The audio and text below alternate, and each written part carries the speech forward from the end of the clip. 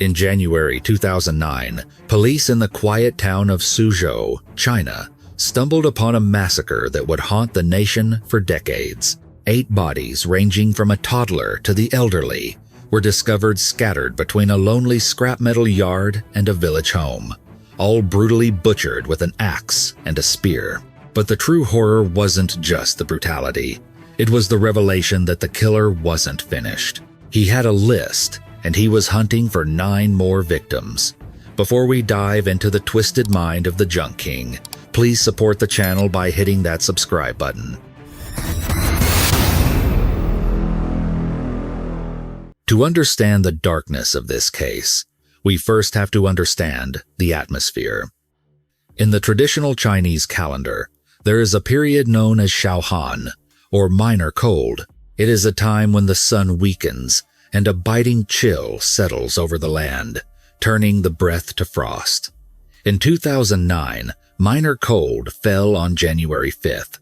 On that day, the sky over Hubei province was a heavy, suffocating gray, and the temperature had plummeted, keeping most residents of Luoyang town huddled indoors.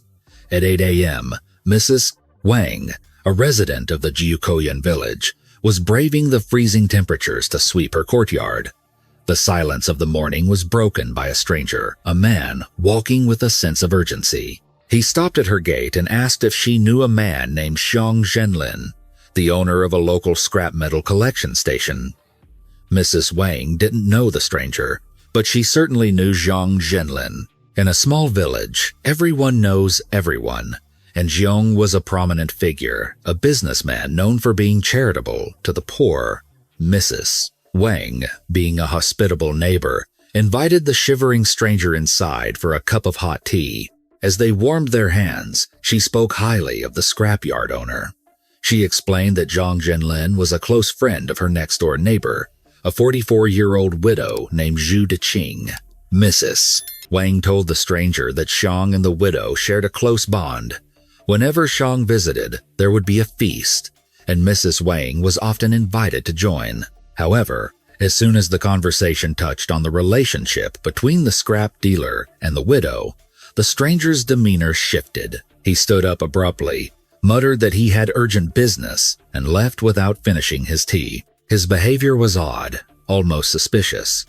Unsettled, Mrs. Wang decided to walk over to her neighbor Zhu Deqing's house, just 50 feet away, to share this strange encounter. Mrs. Wang and the widow Zhu Deqing were not just neighbors. They were the same age and best friends. Usually, by 9 a.m., Zhu Deqing's door would be open, and the sound of her 2-year-old grandson playing would drift across the yard. But today, the house stood silent. The heavy wooden door was shut tight. Why is she sleeping so late? Mrs. Wang muttered to herself. She stepped onto the porch and pushed gently. The door wasn't locked. It creaked open slightly. Mrs. Wang called out, her voice echoing in the stillness. No answer. She called again, louder this time. Still nothing. A cold dread began to pool in her stomach, heavier than the winter chill. She stepped inside. The curtains were drawn tight against the cold, making the living room pitch black. Mrs. Wang fumbled through the darkness, moving from the kitchen to the bathroom, her heart rate spiking with every step. Finally, she reached the bedrooms. When she pushed open the door to the master bedroom, the scream that tore from her throat alerted the entire village. Zhu Deqing was lying on the floor, her body contorted and surrounded by a pool of crimson that had already begun to congeal in the cold air. Next to her, on the bed, lay her 2-year-old grandson, Zhang Ziqiang. He was motionless. Mrs. Wang, shaking violently, forced herself to check for signs of life. She touched their skin. It was ice cold. Their faces were purple, drained of life. Neighbors, hearing Mrs. Wang's screams, rushed to the scene. Within minutes, the local police from the Luoyang precinct arrived, cordoning off the area to hold back the growing crowd of terrified villagers.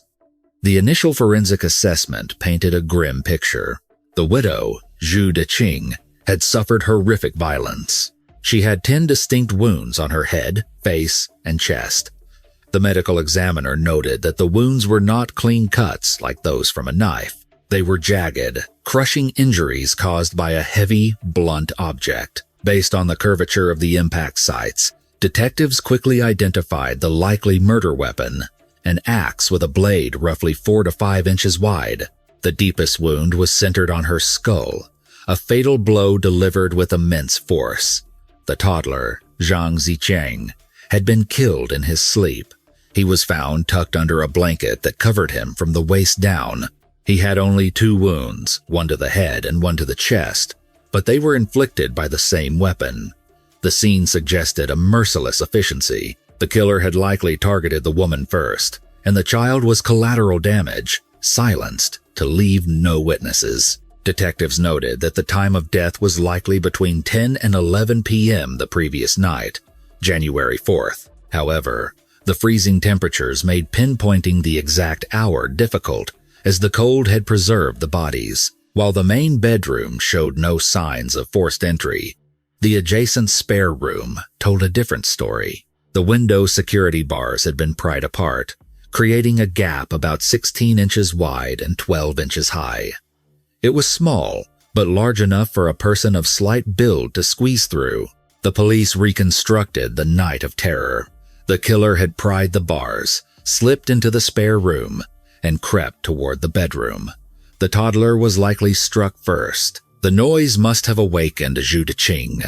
She leaped from her bed, perhaps trying to flee or fight, but was cut down before she could reach the door. There were no foreign fingerprints, suggesting the killer wore gloves, and the weapon was missing. The investigation moved outside. Zhu Deqing's home was a single-story structure at the foot of a mountain, surrounded by a 6-foot perimeter wall. The wall had been freshly painted white, a stark canvas for the killer's escape. On the back wall, detectives found footprints, muddy impressions, left by someone scaling the concrete. The shoe size was a 41, roughly a U.S. men's size 8. This detail, combined with the size of the window gap, suggested the killer was a male, likely of shorter stature. Detectives immediately began profiling the victim. Zhu Deqing was a widow, living on remittances from her son and daughter-in-law. She was known to be somewhat flirtatious and had male suitors. Mrs. Wang, the neighbor, provided a crucial lead. She told police that Zhu Deqing had 2 main men in her life, the scrap dealer Xenllin, who was an ex, and a current boyfriend named Dong Jiping. According to Mrs. Wang, Zhang was a gentleman, but the current boyfriend, Dong, was a brute. He was rude, short-tempered, and had been seen slapping the widow in public. Just a week prior, Mrs. Wang had overheard a violent argument between Zhu Deqing and Dong. Dong had demanded a large sum of money to invest in a farm. When the widow refused, Dong threatened her, saying, "If you don't give me what I want, I won't let you live in peace." The police immediately zeroed in on Dong Jiping. It seemed like a classic crime of passion and greed. They rushed to his home. Dong claimed he knew nothing about the murders, but 2 damning facts emerged. He wore a size 8 shoe, and he was a short man. He matched the profile perfectly. Without an alibi for the night of January 4th, Dong was taken into custody as the prime suspect. However, just as the detectives were building their case against Dong, the investigation took a sharp, confusing turn. Mrs. Wang remembered the stranger from that morning, the man who had fled her house, when she mentioned Xenllin. She told the police that the man was looking for his son, who worked at Xiong's scrapyard. Why had he run away? Detectives located the stranger an hour later, loitering near the scrapyard. His name was Zhou Jing, a 55-year-old father from a neighboring village. He wasn't a suspect. He was a worried parent.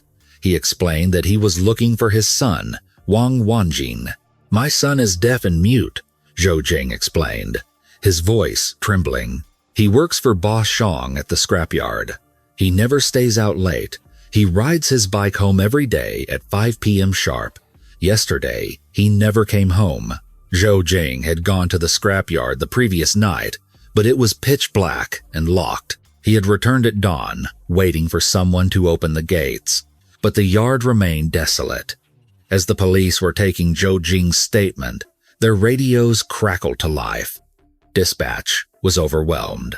In the span of a few hours, 3 more missing persons reports had been filed.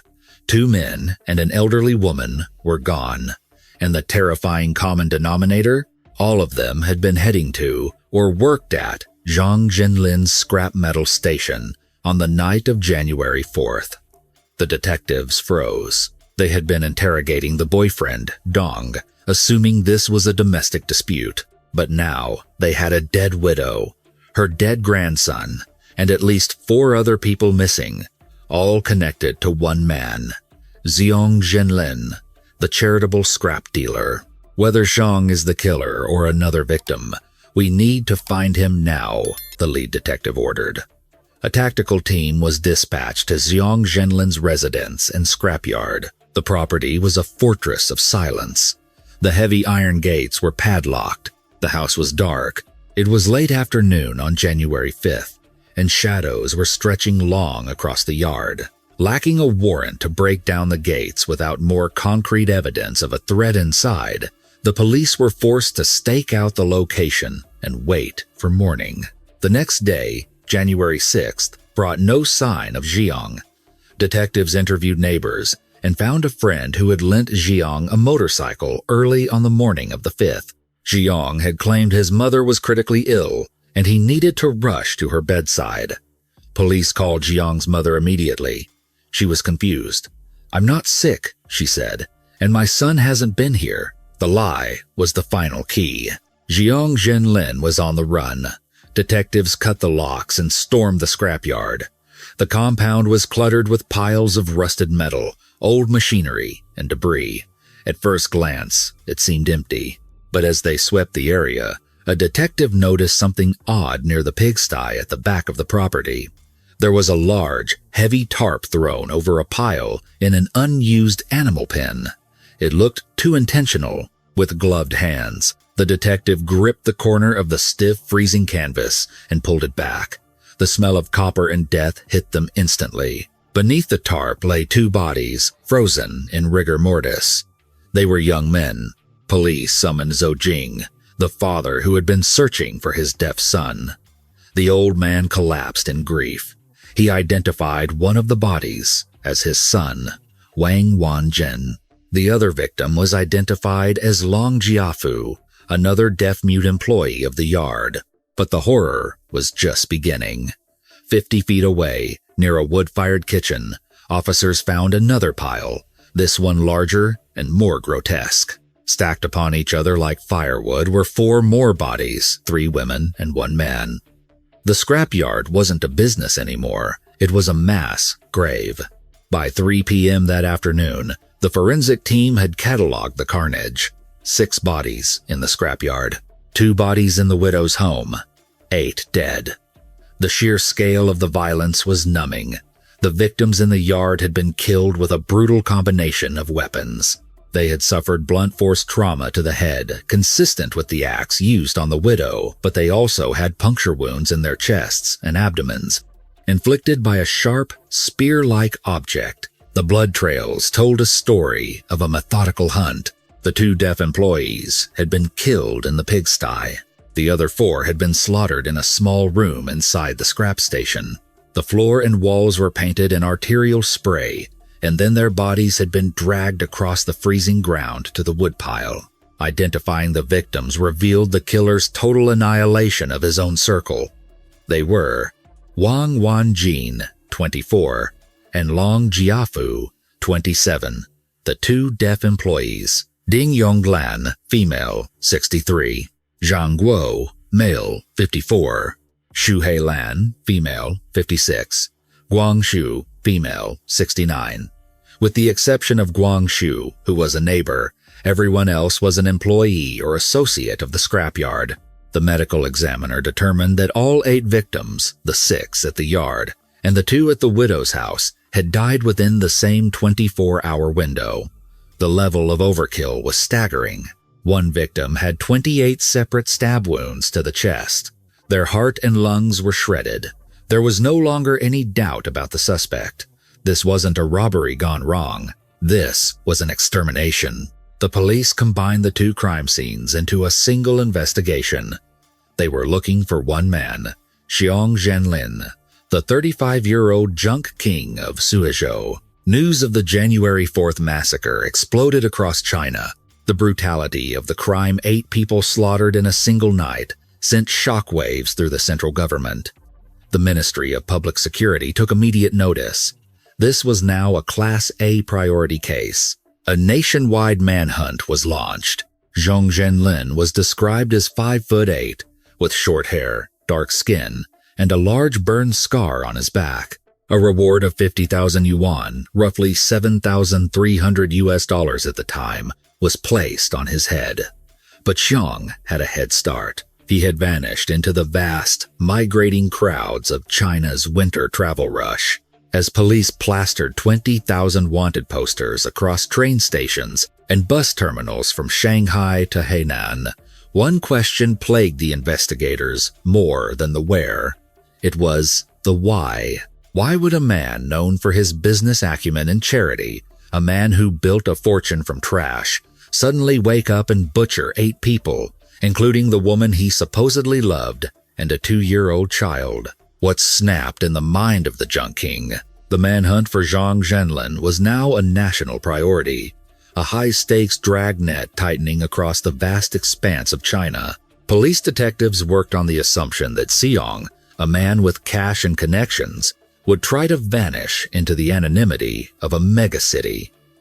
They were right. He had not fled to a remote village, but to the bustling metropolis of Wuhan, the capital of Hubei province, just a few hours south of the crime scene.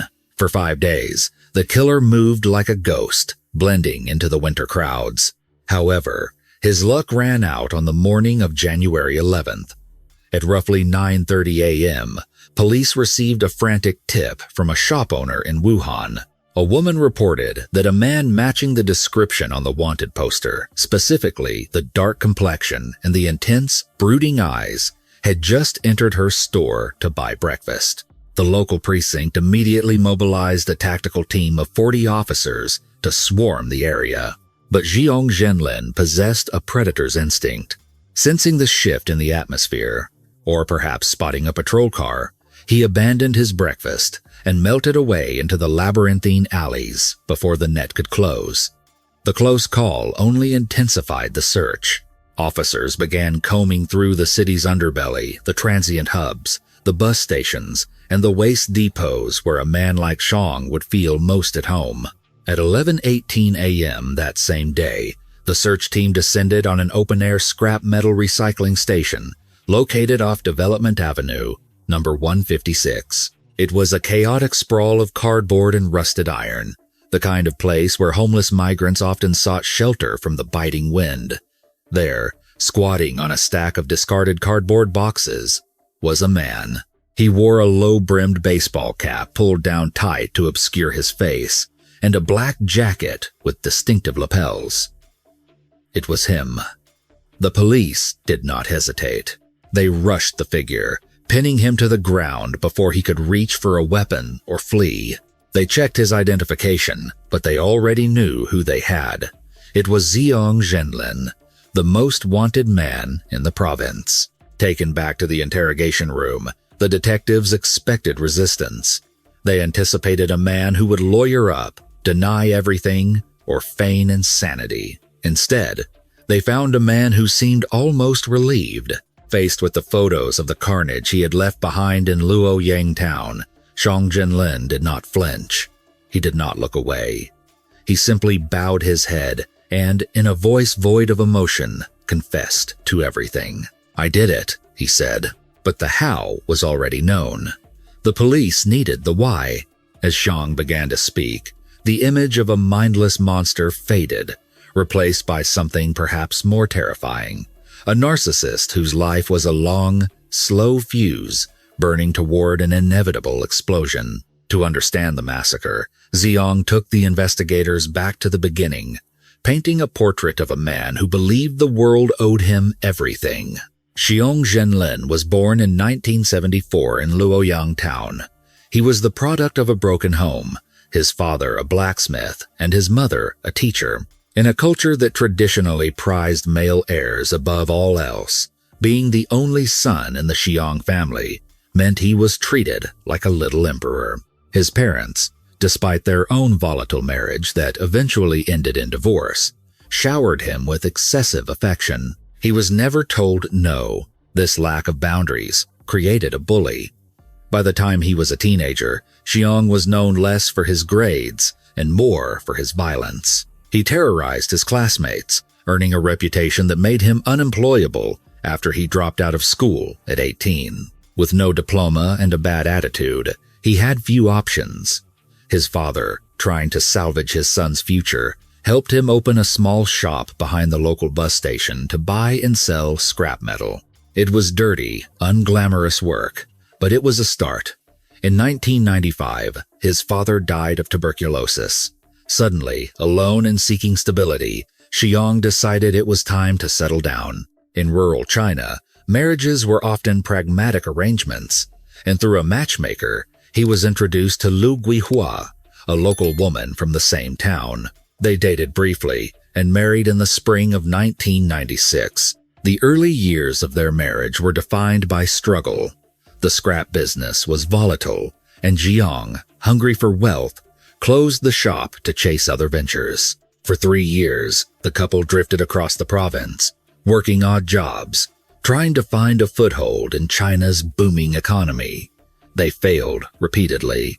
Defeated, they returned to Luoyang town in 1999 and reopened the scrap metal station. But Xenllin was tired of being small-time. He wanted to be a king. The turning point came in late 2003. A major highway construction project was cutting through the region. Zhang realized that the construction sites were bleeding resources. Workers and locals were stealing raw materials, like steel and copper cabling. Zhang positioned himself as the fence. He began buying the stolen materials at rock-bottom prices and reselling them for massive profits. It was illegal, risky, and highly lucrative. The gamble paid off. By 2005, Xenllin had transformed from a petty scrap dealer into the junk king of Luoyang. He was flush with cash. He spent 20,000 yuan, about $2,500 at the time, to buy a large plot of land next to his yard. He built a commanding 2-story house that towered over his neighbors.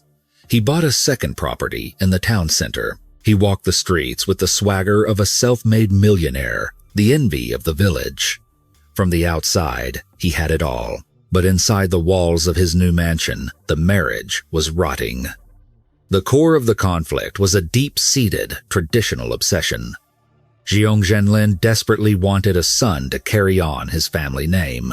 However, in 2000, doctors had delivered crushing news. His wife, Lu Guihua, was infertile.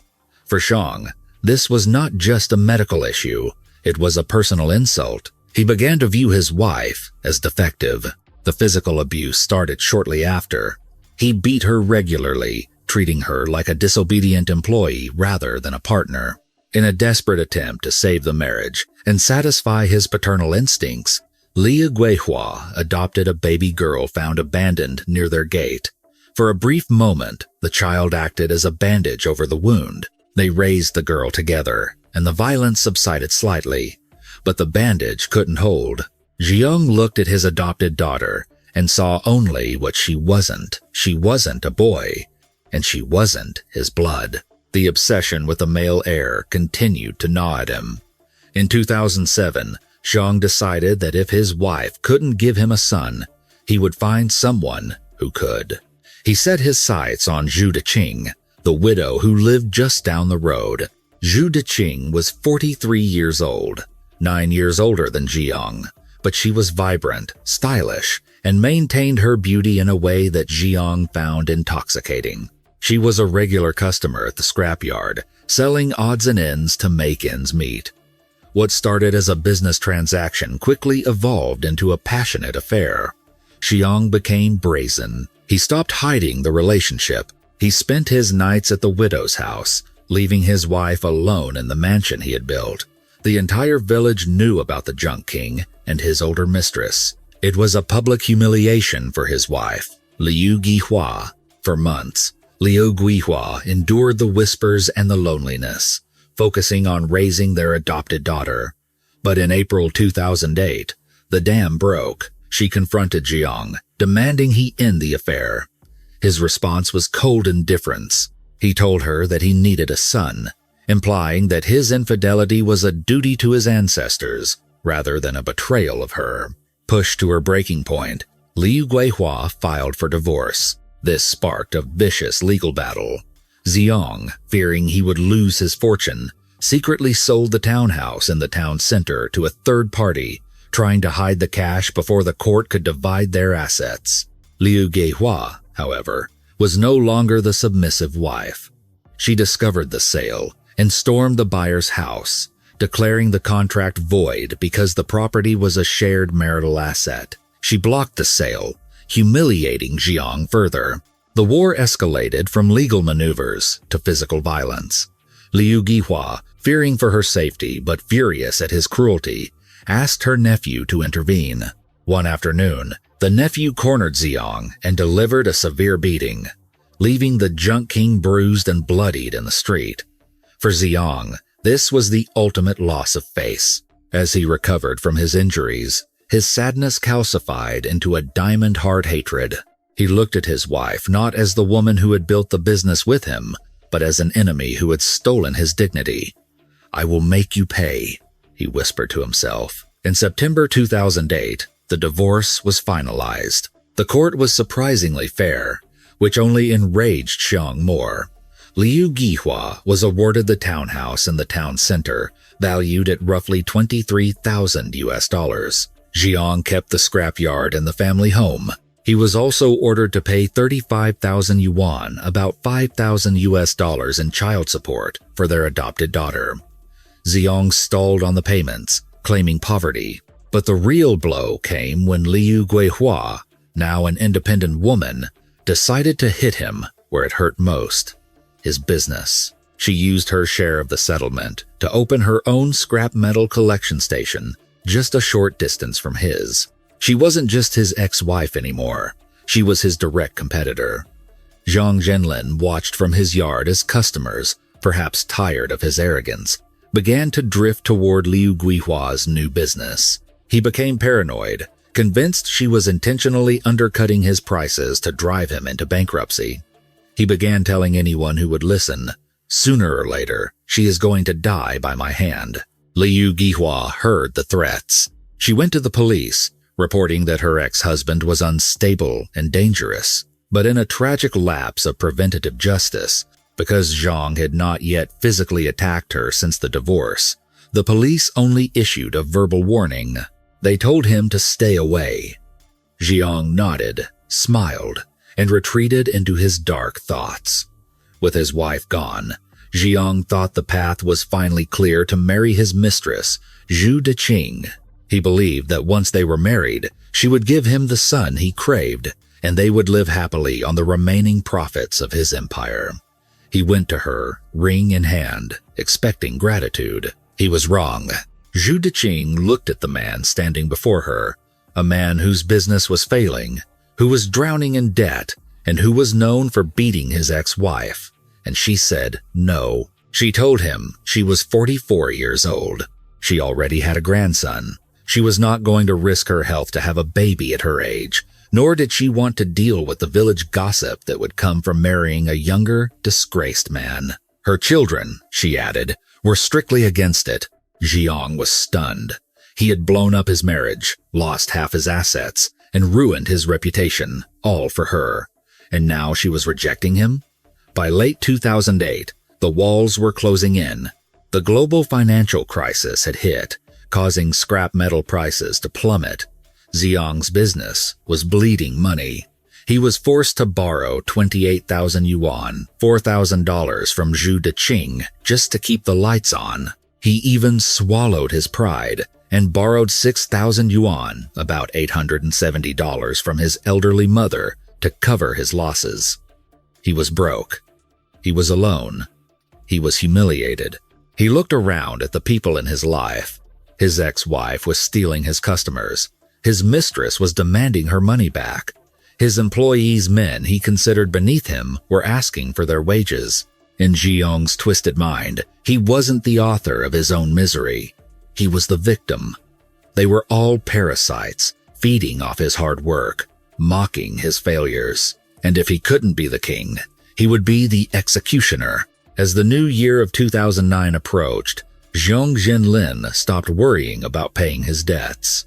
Instead, he began to sharpen his axe. Sunday, January 4th, 2009, dawned cold and gray over Luoyang town. The sky was heavy with the threat of snow, and a biting wind swept through the scrap metal yard, rattling the corrugated iron sheets that fenced off Xenllin's crumbling empire. For the residents of the town, it was just another Sunday in the dead of winter, a time to prepare for the upcoming Lunar New Year. But inside the gates of the scrapyard, Xenllin was preparing for a different kind of celebration. He had spent the night before brooding, his mind warping under the pressure of his debts and his perceived humiliations. He had come to a terrifying conclusion.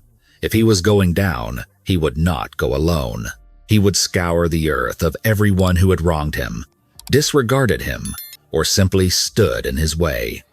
He created a list. It was a list of grievances that could only be settled with blood. But Zhang was not a man to act on blind impulse. He was a predator, calculating and patient. He knew that to kill as many people as he intended, he needed a strategy. He couldn't take on everyone at once. He had to divide and conquer. His first targets were the most vulnerable, his employees. Zhang employed 5 people at the yard. 2 of them, Wang Wanjin and Long Jiafu, were deaf and mute. In Zhang's twisted logic, these men were expendable burdens. He paid them a pittance, roughly $30 a month, and in his confession, he would later admit that he viewed them with contempt, calling them useless eaters. But practically, they were also young, strong men. If he started his rampage with the others, Wang and Long might intervene. They had to be neutralized first. Around mid-morning, Zhang called the 2 young men into the small, heated office of the scrapyard. He put on a mask of benevolence, the same kind boss persona that had fooled the village for years. He told them that since business was slow and the new year was approaching, he wanted to treat them to a drink. He poured them generous servings of baijiu, a potent Chinese grain alcohol. The 2 men, grateful for the warmth and the free liquor, drank unsuspecting. They trusted their boss. They had no way of hearing the silent rage that was screaming inside his head. Once the alcohol had dulled their reflexes, Zhang signaled for them to follow him to the back of the property, near the pigsty. It was a desolate corner of the yard, hidden from the road by piles of rusted machinery and shielded from the neighbors by the high walls. The details of what happened next are harrowing. Zhang had prepared his weapons, an axe with a heavy curved blade and a sharp spear-like tool, possibly a modified fishing fork or a sharpened piece of rebar. As the men stood by the pigsty, perhaps swaying slightly from the alcohol, Zhang struck. He swung the axe with crushing force, targeting the back of their heads. Because of their disability, they never heard the whistle of the blade cutting through the air. They dropped instantly. To ensure they were dead, Zhang drove the sharp point of his spear into their chests, puncturing their hearts and lungs. He worked quickly, dragging their bodies into the empty pig pen and covering them with a heavy, dirty tarp. He cleaned his weapons, washed the blood from his hands, and composed himself. It was not even noon, and 2 men were dead. But the day was far from over. Around lunchtime, the remaining 3 employees arrived, along with a neighbor named Guangshou, a 69-year-old woman who had the misfortune of being in the wrong place at the wrong time. The other employees were Ding Yonglan, 63, Shu Hailan, 56, and Zhang Guo, 54. These were older workers, people who had spent years sorting through trash to make him rich. Zhang approached them with the same calm demeanor, He told them he needed help moving some heavy inventory in the main storage room, a small, enclosed brick structure within the yard. One by one, or perhaps in a small group, he led them into the trap. The storage room became a slaughterhouse. The forensic evidence found at the scene later depicted a frenzy of violence. Unlike the deaf-mute men who were taken by surprise, these victims likely saw the weapon coming. There were defensive wounds, signs of a desperate, terrifying struggle in the cramped, dimly lit room. But they were elderly and unarmed, and Zhang was fueled by a manic, adrenaline-pumped rage. He hacked them down with the axe. The walls and floor were slick with blood. One victim, likely trying to crawl away, was stabbed repeatedly in the chest 28 times. It was overkill, a physical manifestation of Zhang's hatred for the world. Once the screams stopped and the last breath rattled out of the pile of bodies, Zhang was left with a gruesome task. He couldn't leave them in the storage room, where a customer might stumble upon them. He dragged the 4 bodies, one by one, out of the room and across the frozen yard to a kitchen area near the pigsty. He stacked them like cords of wood near the stove and covered them with debris. By the early afternoon, 6 people lay dead on his property. The silence of the scrapyard returned, heavy and oppressive. Xenllin washed the blood off his face and changed his clothes. He was exhausted, but he was not finished. These 6 murders were just the warm-up, the clearing of the board. Now, he was ready for the main events, his ex-wife, Liu Guihua, and his mistress, Zhu Deqing. He waited until dusk settled over the town. The shadows lengthened, providing him with cover. He tucked the axe into his coat and walked toward the town center, to the house his ex-wife had won in the divorce settlement. This was the woman he blamed for everything. In his mind, she had stolen his property, ruined his reputation, and shamed him by opening a competing business. He fantasized about the look on her face when she realized he had come to collect the ultimate debt. He arrived at her door and knocked. Inside, Liu Guihua was not home, but her domestic helper was. The helper heard the knock and approached the door. "Who is it?" she called out. "It is me, Xenllin," he answered, his voice tight. "I need to speak to Liu Guihua." The helper froze. She knew about the threats. She knew that Zhang had vowed to kill Liu Guihua. The family was on high alert. "She is not here," the helper lied, her voice trembling but firm. She refused to unlock the deadbolt. Zhang stood on the porch, gripping the handle of the axe beneath his coat. He hesitated. He could kick the door in. He could shatter the windows. But the house was in a densely populated area. The noise would attract attention immediately, and the police station was not far away. If he caused a scene now, he might get caught before he could finish his list. He made a calculation. He would spare his ex-wife for tonight. He turned around and walked away, disappearing back into the darkness. Liu Guihua had unknowingly cheated death by the thickness of a wooden door and the quick thinking of her maid. Frustrated but undeterred, Zhang turned his attention to his next target, Zhu Deqing, the mistress who had rejected his marriage proposal and demanded her money back. He made the short trek to the village of Jukoyan. It was now late at night, past 10 p.m. The village was asleep. The temperatures had dropped well below freezing, keeping everyone indoors with their windows shut tight. Zhang arrived at Zhu Deqing's walled compound. He knew the layout perfectly. He had spent countless nights there during their affair. He scaled the 4-foot perimeter wall with ease, dropping silently into the courtyard where he had once been a welcome guest. He crept to the side of the house.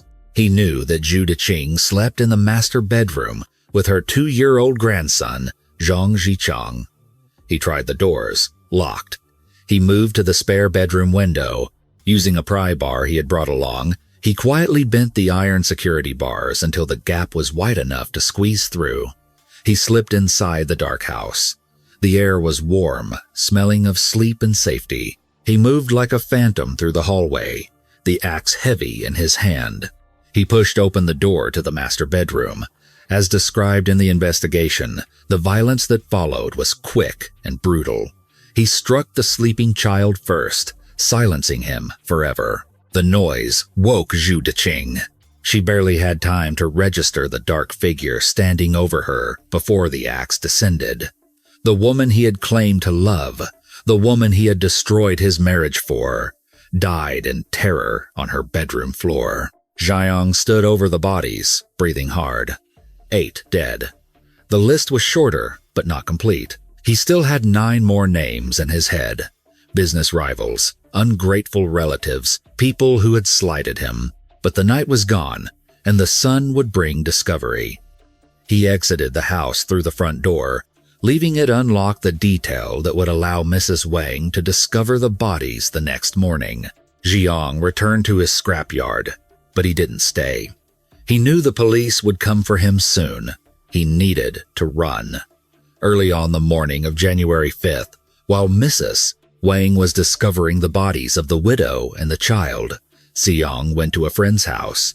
He looked calm, perhaps a little tired, but not like a man who had just committed mass murder. He asked to borrow a motorcycle, spinning a lie about his mother being critically ill. The friend, unsuspecting, handed over the keys. Zhang rode out of Luoyang town, the wind biting at his face. He stopped only once to make a phone call. He dialed his mother's number. When the elderly woman answered, Zhang's voice was flat, detached. "Mom," he said, "don't call my number anymore. I have to go away. I won't be coming back." "Where are you going?" she asked, confused. "Is everything okay?" "Just listen to me," he interrupted. "There are some valuable things left in the house. You should go and take them before others do. Goodbye." He hung up, threw the SIM card away, and throttled the motorcycle onto the highway. He rode south, abandoning the bike near a train station in Suzhou. From there, he used his cash reserves to buy a ticket, blending into the sea of migrant workers, heading home for the holidays. He fled all the way to Hainan, the tropical island province at the southernmost tip of China, thousands of miles away from the frozen blood of Hubei. But Xenllin was not a man who could find peace in paradise. Sitting in a hotel room in Sanya, watching the palm trees and the ocean, he felt the rage bubbling up again. He wasn't finished. Liu Gihua was still alive. The people who had laughed at him were still breathing. He spent only a few days in Hainan before he made a fatal decision. He couldn't let it go. He had to go back. He had to finish the list. He boarded a bus back north, heading toward Wuhan, the transit hub that would take him back to Suzhou. He was walking back into the lion's den, driven by a suicidal need for completion. On January 11th, as he sat in the scrapyard in Wuhan, surrounded by the same trash that had defined his life, the police tackled him. In the interrogation room, after confessing to the 8 murders, the detectives asked him a chilling question. "If we hadn't caught you today," the lead investigator asked, "what would you have done?" Xenllin looked the officer in the eye, his expression dead calm. "I was going back to Luoyang," he said. "I was going to kill my ex-wife. I was going to kill her family. I had 9 more people to kill. I would have kept killing until you shot me." The investigators chilled. They realized they hadn't just solved a murder case. They had stopped a massacre that was only halfway done. With the confession secured, the legal process moved with lightning speed. The evidence was overwhelming. The DNA, the footprints, the weapon, the confession. There was no defense, no plea bargain for a crime of this magnitude. During the trial, Zhang's defense attorney attempted to argue for leniency based on mental instability. They claimed that Zhang was suffering from severe depression, triggered by the divorce and his financial ruin. They painted him as a man who had snapped under pressure, not a cold-blooded killer. Zhang himself played into this, weeping in court when asked about the 2-year-old boy. "I wanted a son so badly," he sobbed. "When I saw others with their grandsons, I felt a jealousy I couldn't control. I wanted them to feel my pain." But the prosecution was merciless.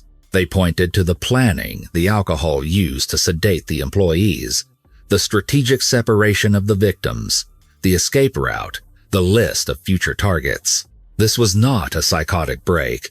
This was premeditated extermination. The court agreed. On January 23rd, just 12 days after his capture, the Suzhou Intermediate People's Court handed down its verdict. The courtroom of the Suzhou Intermediate People's Court was packed to capacity on that cold morning in late January. The atmosphere was electric, heavy with the grief of the victims' families and the collective anger of a community that had been shattered by the brutality of the Junk King. Xenllin stood in the dock, flanked by armed bailiffs. He looked smaller now, stripped of the bravado that had fueled his rampage, yet his eyes remained unsettlingly calm. The judge read the verdict with a gravity that silenced the room. For the crime of intentional homicide resulting in the deaths of 8 people, Xenllin was sentenced to death. Additionally, he was stripped of all political rights for life, a standard addendum in Chinese capital cases that symbolized his total removal from society. When the sentence was pronounced, a ripple of applause broke out in the gallery. It was a visceral reaction, a release of the tension that had gripped Luoyang town for weeks. But amidst the cheers of justice served, there was one sound of pure agony. Zhang's mother, the elderly woman who had once doted on him as her little emperor, collapsed in her seat, wailing. Xenllin, hearing his mother's cry, turned his head. For the first time since his capture, the mask of the cold-blooded killer slipped. He looked at the woman who had given him everything, the woman he had lied to and abandoned on his way to kill, and tears began to stream down his face. He bowed his head deeply, a final, silent gesture of apology to the only person in the world he still considered human. Despite this moment of emotion, the legal machinery moved forward. Zhang initially appealed the sentence to the Hubei Provincial Higher People's Court. His defense team frantically tried to play the mental illness card again. They argued that his obsession with having a son and his violent reaction to his divorce were symptoms of a deep-seated pathological disorder, rendering him incapable of controlling his actions. They painted him as a victim of his own biology and societal pressure. However, the higher court was not swayed. In their review, the judges dissected Zhang's actions with surgical precision. They pointed out the undeniable logic in his madness. He had not struck out blindly. He had intoxicated his strongest employees first to minimize resistance. He had used different methods for different victims. He had planned an escape route, secured cash, and even had the presence of mind to destroy his SIM card to evade tracking. These were not the actions of a man in the grip of a psychotic break. These were the actions of a calculating, predatory killer who simply valued his own ego above human life. On February 28, 2009, the Higher People's Court rejected the appeal and upheld the death penalty. The sentence was sent to the Supreme People's Court for final review, a mandatory step in the Chinese legal system to ensure due process in capital cases. During this waiting period, interviews with Xenllin revealed the terrifying depth of his narcissism and the twisted cultural logic that drove him. When reporters asked him why he felt the need to kill the 2-year-old boy, Zhang's answer chilled the nation. He did not express regret for taking the life of a toddler. Instead, he framed it as an act of cosmic retribution. "I wanted a son so badly," he explained, his voice trembling with self-pity. "I looked at other men less successful than me, holding their grandsons, and I felt like my heart was being torn out. Why should they be happy when I am miserable? If I kill the boy, his family will suffer.